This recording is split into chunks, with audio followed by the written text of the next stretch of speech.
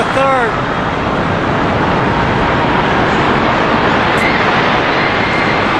Down it went.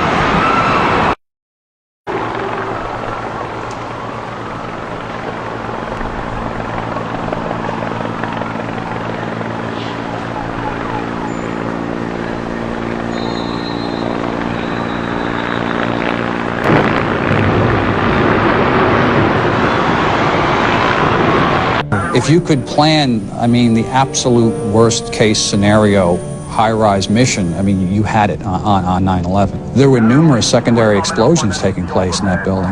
There were continuous explosions. Most people have never seen this angle of the first collapse at the World Trade Center on 9/11 simply because there isn't much to see. The action is hidden behind WTC-7 and the other tower. But what's important in this clip isn't what we can see, it's what we can hear. We can clearly hear an explosion. And that's where this rabbit trail begins, ladies and gentlemen. Most of the videos of the first building collapse are edited so that you cannot hear the explosion. Here's an example.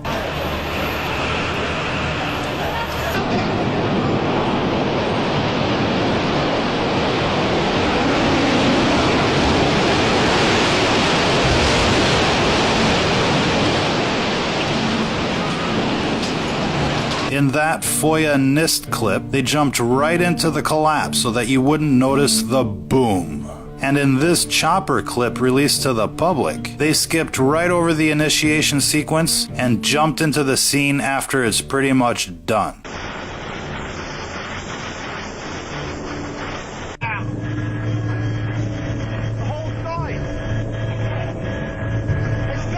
And so that brings us back to this first clip. It's our opinion that they brought the chopper right over the towers to help mask the sound of the explosion and to blow as much smoke right into the angles being used by cable television. Oh yes, there are so many things left unexplained when it comes to 9/11.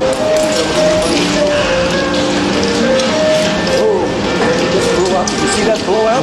That's a gun. Imagine the explosive force necessary to blow a person straight out of a window. And it's just that window without any of the other windows or floors being affected. 9/11 deserves a second look.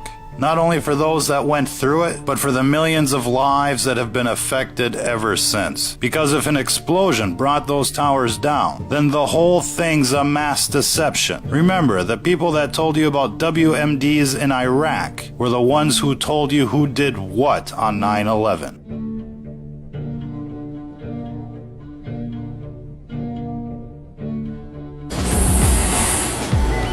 Investigate 9/11, and 9/11 was perpetrated by people within our own government.